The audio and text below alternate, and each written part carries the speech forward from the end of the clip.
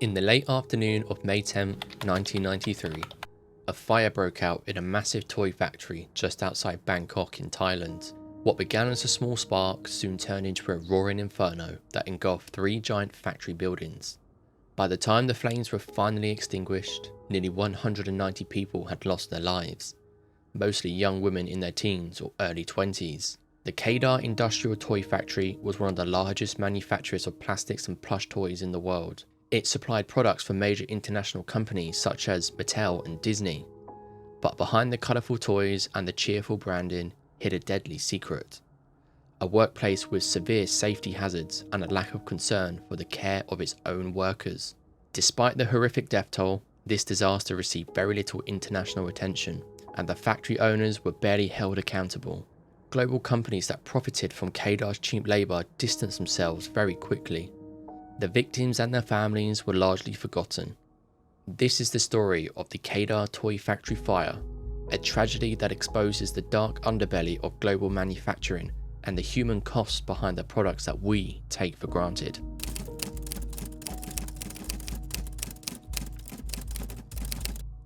To understand the Kadar fire, we need to look at Thailand in the early 1990s. At this time, Thailand was a booming economic country. Known as one of the Asian tigers, it was rapidly industrializing. Foreign investors flocked to the country, setting up factories to produce cheap goods for exports. Textiles, electronics, plastics and toys were among the most common products. The Kader Industrial Toy Company had grown to become one of the largest toy manufacturers in the world. Their factories sprawled over acres of land in the Nakhon Pathom province of Thailand, just a short drive from the bustling capital city of Bangkok. Thousands of their workers, mostly young women from countryside villages, came to the factory seeking jobs. Many were teenagers, some barely just out of school. For many, this was the first time they had ever earned a paycheck. The work was repetitive, mundane, bland and exhausting. Workers assembled tiny toy parts for long hours, often with very little rest, if at all, and all for a very low wage. Their lives were centered around work at the factory, but behind the scenes, the factory was a tinderbox waiting to explode. The safety standards were very poor.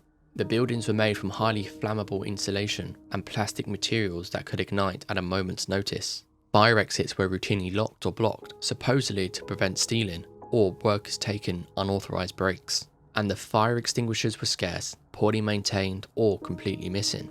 There were no sprinklers or alarm systems to warn workers in case of a fire. Regular fire drills were unheard of and safety training was never a thing.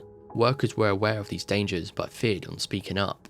Many knew the risks but felt trapped and dependent on their factory job to support their families back home. In the years before the disaster, small fires had already broken out in the factory. Each time they were treated as minor incidents, quickly put out without major changes. The culture of neglect and profit over people set the stage for the catastrophe to come. At 4 p.m. on the afternoon of May 10th, 1993, tragedy struck at the Kader Toy Factory. A small fire was discovered on the first floor of Building 1, part of the sprawling E-shaped complex. The blaze began in a section used for packaging and storing finished goods, a zone densely packed with highly flammable materials such as plastic toys, fabrics, foam stuffing, and cardboard. These weren't isolated to one area. Similar fuel loads were stored throughout the factory, turning the entire site into a potential tinderbox. The fire is believed to have been sparked by an electrical short circuit, likely the result of an overload or poorly maintained wiring, a known issue at the facility. At first glance, it might have seemed like a minor incident, but inside the factory, the conditions were primed for disaster. The building's fire alarm system never activated. There were some reports suggesting it was entirely non-functional. If sprinklers were ever installed, they failed when it mattered most. On the upper floors, workers were told the fire was minor and nothing to worry about, possibly just a drill.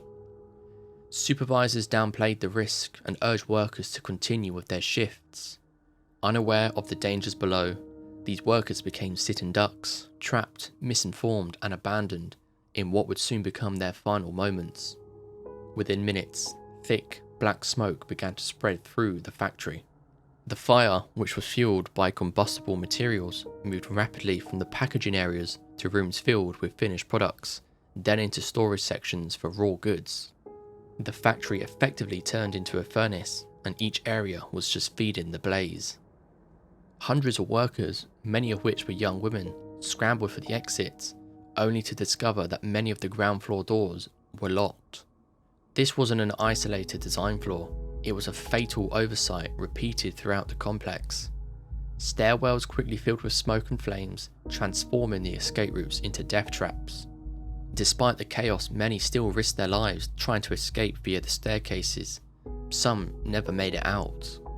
In desperation, some workers began jumping from windows on the second, third, and even the fourth floor.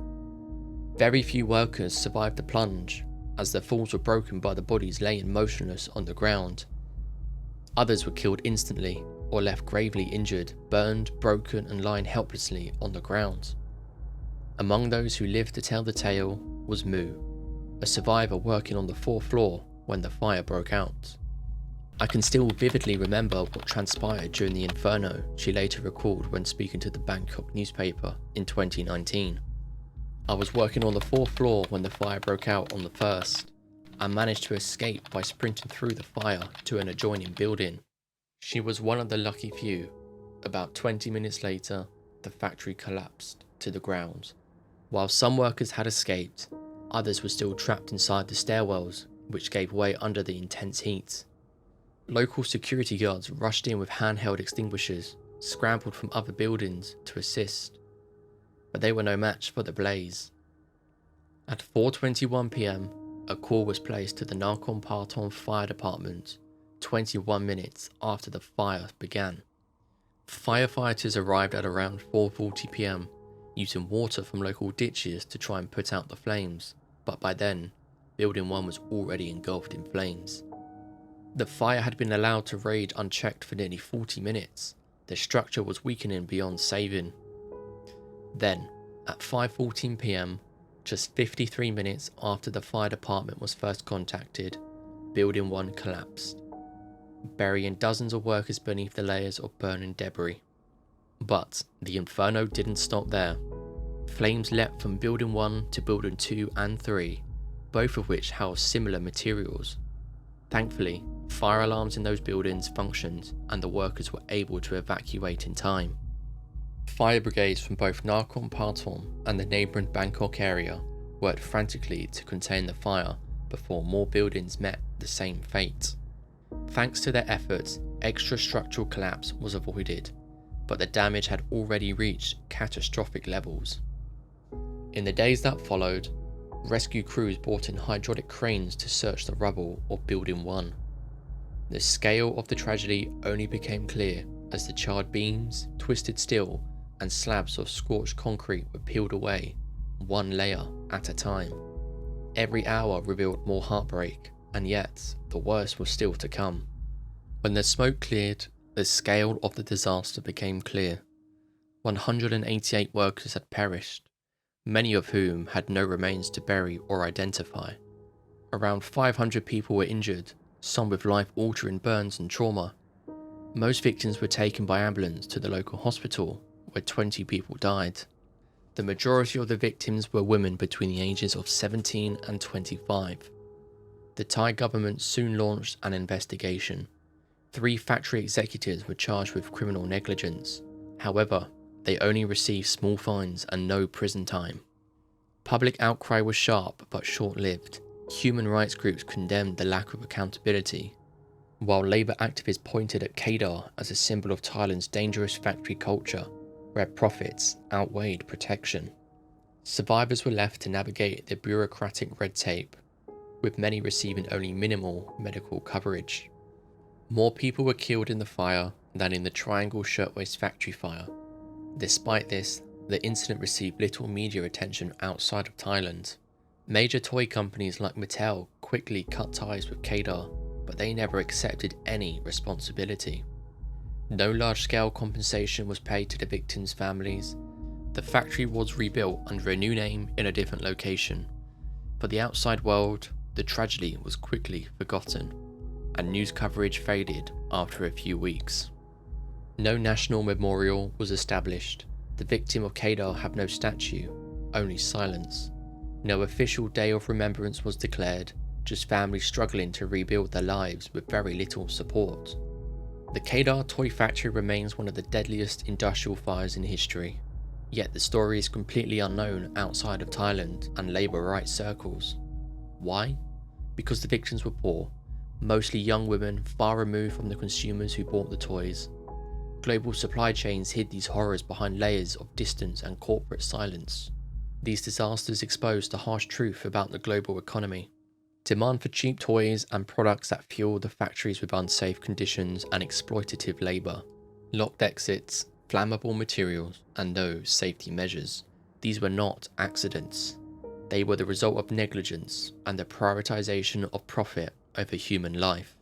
Even today, disasters like Kadar continue to happen in factories worldwide. But their story is a warning. It is a call to remember and demand safer working conditions for all. Because behind every cheap toy is a human life. And sometimes it's a life that has been lost.